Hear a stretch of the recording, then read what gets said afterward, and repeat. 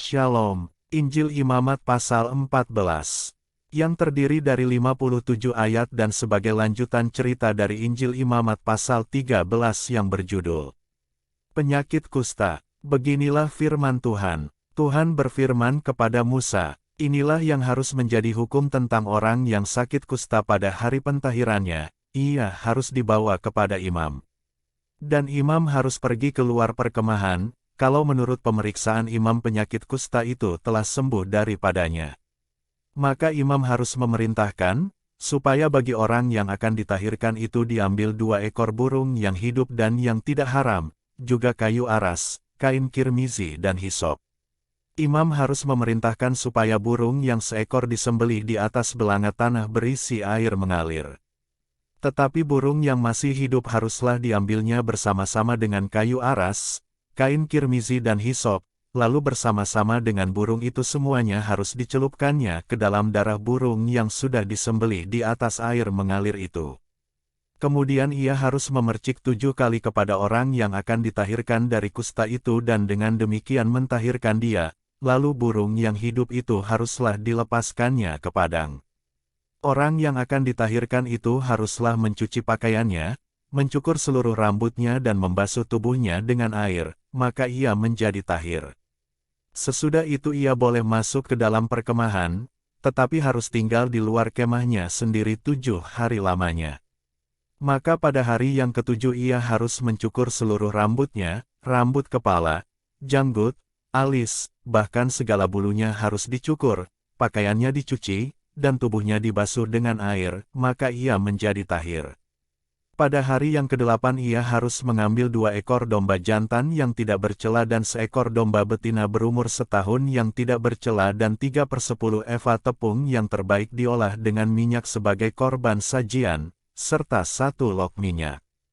Imam yang melakukan pentahiran itu harus menempatkan orang yang akan ditahirkan bersama-sama dengan persembahannya di hadapan Tuhan di depan pintu kemah pertemuan.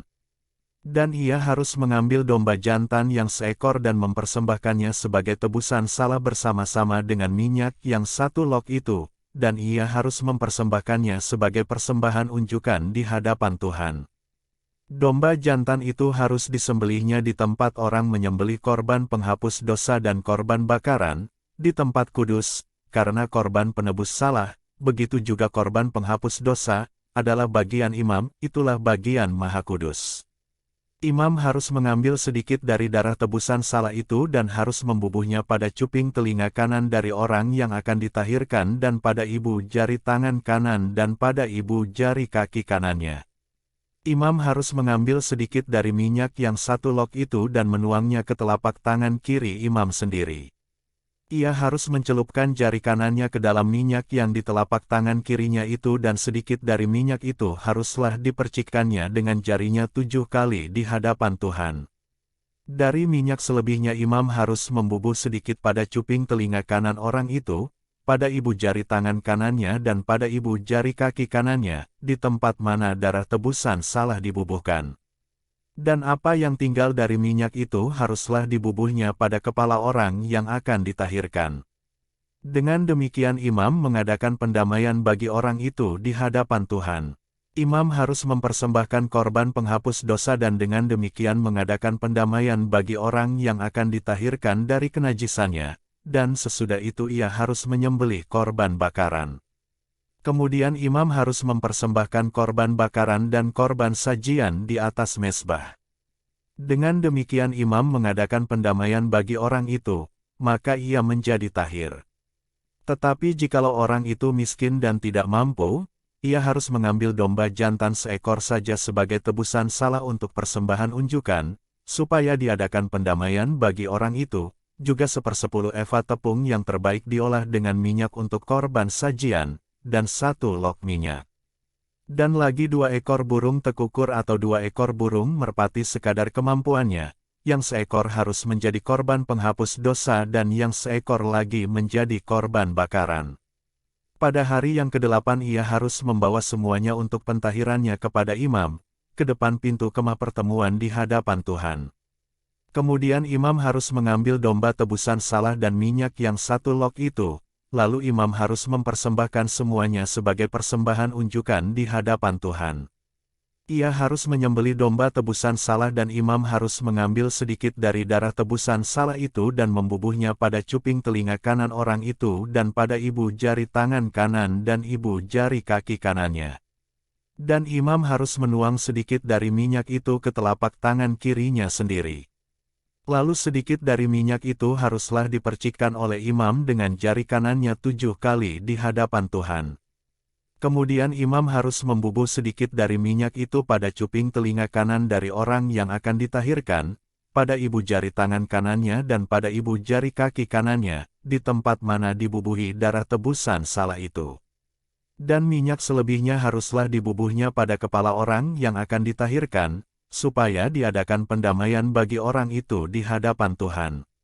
Lalu ia harus mempersembahkan seekor dari kedua burung tekukur atau anak burung merpati, yang dibawa orang itu sekadar kemampuannya. Yang seekor sebagai korban penghapus dosa, dan yang seekor lagi sebagai korban bakaran, di samping korban sajian. Dengan demikian imam mengadakan pendamaian bagi orang yang akan ditahirkan di hadapan Tuhan.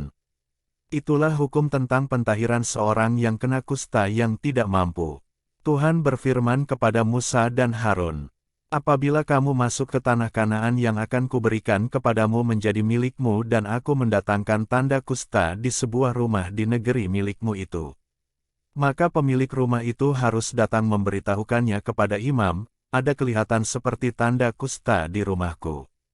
Maka imam harus memerintahkan supaya rumah itu dikosongkan, sebelum ia datang memeriksa tanda kusta itu, supaya jangan menjadi najis segala yang ada di dalam rumah itu, dan sesudah itu barulah imam datang untuk memeriksanya.